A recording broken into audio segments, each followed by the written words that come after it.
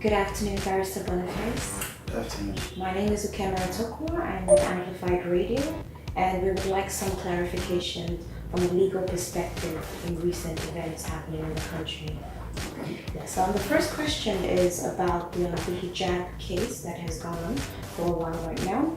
The refusal of the body benches to call Amasa Firdausa to bar because she was spotted wearing a hijab underneath her wig, which has been overruled right now and overturned in her favor. In light of that, what does the Constitution and the dress code, the policy, have to say in light of that event? First of all, everything the lawyer does is backed up by the law. Yes. Even the mode of dressing is regulated. Yes. Hijab had never been part of our dressing. For you to get called, you have to be properly dressed. Yes. Wig, for the ladies, dress inside with an outer suit if they so desire. Yes. And then the gown and the wig. It's unethical for you to be covered in hijab, though the Muslims over time had adopted tying their hair first before they put on the wig, which nobody had quarreled over time. But this was like another addition, wanting to introduce an hijab to it. Yes, religiously speaking, she may have a point, but on the whole, it's not part of our practice for anybody to be dressed in hijab. They tried comparing the American system. The American system does not recognize wig and gown. So it's a different thing. What we imbibed was the British tradition, and that is what we have followed over time till date. So except the law changes or we decide to change from the way we dress, hijab is never going to be accepted. Yes, if the court says, I'm sure it's a constitutional matter now, maybe discrimination and all that, maybe what they have considered to have given her judgment, I'm sure it won't end there. There might be appeals coming from there. So until we get to the last ladder of court, maybe. So I'd like to know, is there an unequal scale for certain individuals in the country? So when it comes to certain individuals, it can be bent and it can be overruled, while some certain individuals may not get away with this, because that is clearly what has gone on. I do not think so, because first of all, she was not called because she was not properly dressed. She couldn't have been called with her mates since she was not properly dressed. And that brought the talking points that went on and all that. And then, well, she took it a step further, trying to, protect her rights, if I may put it so, by going to the court to enforce her fundamental rights. Well, if the court said it was proper, she should be called with her hijab, good and fine. I will not go against the court. As a lawyer, when once there is a court, a substituting court order, you are meant to obey it until another one overturns it. So for now, I think it's a foregone issue. I don't think it's a matter of who she is. It's a matter of what the court had said it is. Alright. So Section 38 of the law clearly states that the fundamental human right in relation to religion, and that has been overruled in her favor. Can a traditionalist go up in his traditional regalia and also get the same ruling? Would that also apply? Well, we've not had that situation until we get to that bridge, cross it. But for now, a traditionalist may not be called if not properly dressed as a lawyer. That's why I'm saying it may not be the end of the matter. Because knowing what the legal profession is all about, people stand to protect it. I remember in my days when we were still at the law school, issues like this came up where the Muslim said they had to cover their hair, and then the then CGM, Mohammed Lawal Wei's CGM, as he then was, clearly stated that there were other professions to had gone to. As long as they decide to come into the law profession, they must abide by the ethics. And the ethics is you must be dressed in a particular way to do certain things and nothing more. If I get you correctly, you're practically saying that this is not the end of this case. Definitely, I don't think it will be the end. What do you predict will happen according to the legal system and the constitution? As a lawyer, getting the professional point of view, what should be the end matter of this case, legally speaking? I can't predict what it's when the matter goes before the appellate court. Since the court of first instance had decided in our favor, Yes. I'm sure if it goes on appeal, the thinking could be the same, agreeing with her, Yes. or it may be upon until we get to that bridge. In a similar but different situation, a junior lawyer, Olakunle Karim, was assaulted by a senior lawyer, Oluyemi Olaware, and he was actually assaulted physically by policemen under the orders of the senior lawyer.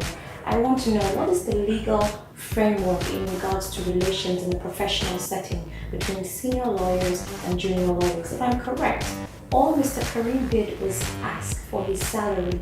I believe that is not a favor.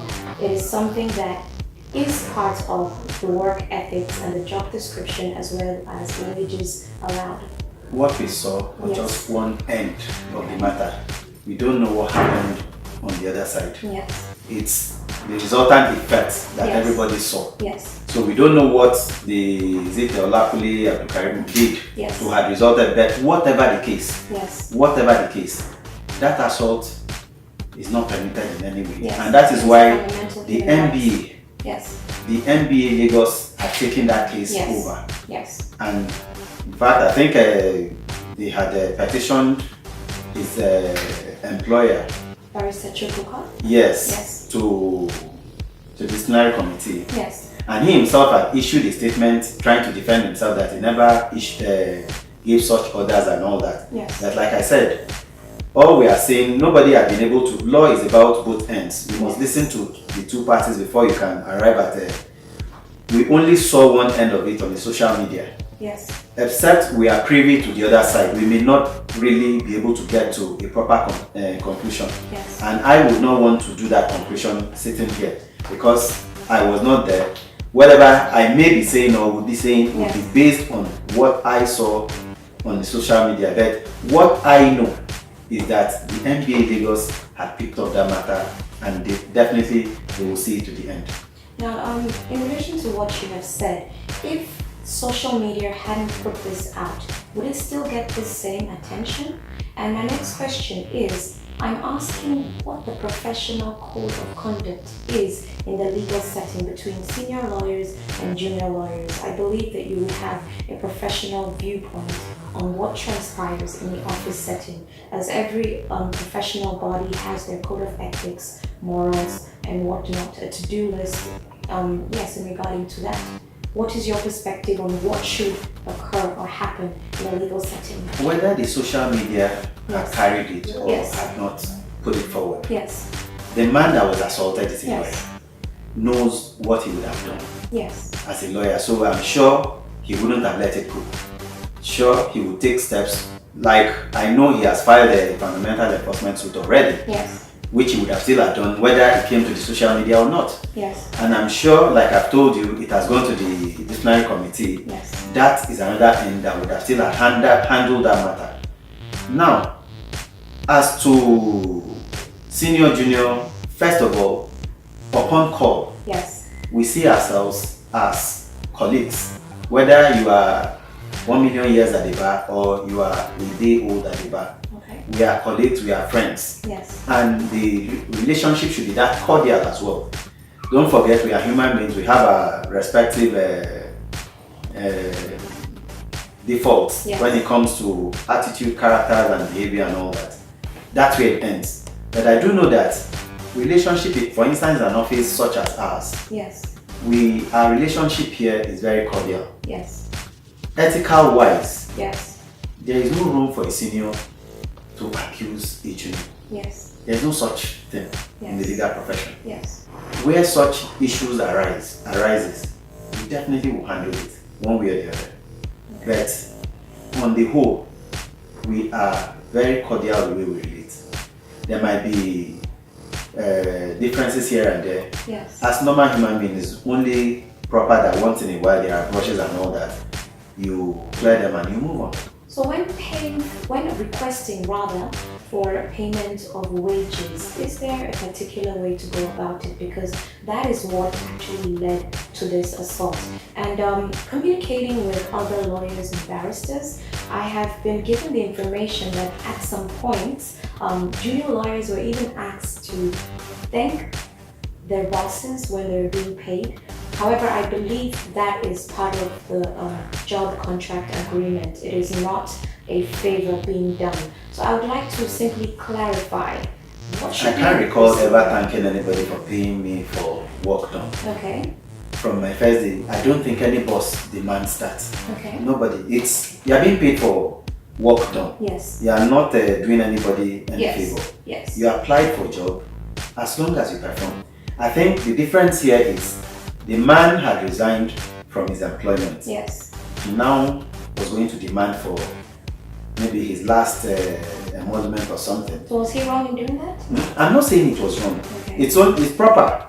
And then the way they parted too would equally matter.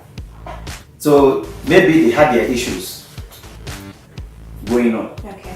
I'd like to end with one question, if that's okay. How does this reflect on the legal system that is supposed to uphold the mandate of justice? How, or is there hope for the common man if a fellow lawyer is being assaulted in a framework that is supposed to uphold justice? What do you think, or how does it reflect on the Nigerian legal system? And is there hope for the common man? Barrister Boniface Bassi? There is hope for the common man, definitely. The mistake we do around here is we don't get to challenge the abuses that are done to us. That's the problem. Like, most of the times when things happen, people think lawyers must automatically begin to work. It doesn't work that way. There has to be a complaint for any lawyer to begin to work or to pick up a bit of pieces and begin to mend. Okay. So that two lawyers had their differences and does not mean that that's the way it happens in the profession. You know, that's just an isolated situation. It doesn't work that way. There are so many offices who have very cordial relationship. Their seniors are like in my office practically picked a lot of bills on my behalf. Like the conference is coming now. The office is definitely going to pay for every lawyer here, from senior to the last. Okay. So what can we say about that? But how does that reflect on the legal system in Nigeria generally, the occurrence that has just happened? What happened? Yes, how does that reflect on the legal system? Well, like I said, it's just an isolated case. It has nothing to impact on our legal system. As long as, how many of such cases have you recorded until this one came? Okay. Even if you had 10 of them, there are still other millions that are still good. So it's just an exception to the rule, more or less. So this particular one case should not deem everything. Definitely, you cannot. So far. You cannot. Thank you very much, Barrister Boniface Bassi, for your time. You're welcome. Amplified Radio appreciates and thanks you for the clarity shown on the following cases. Thank you. Thank you.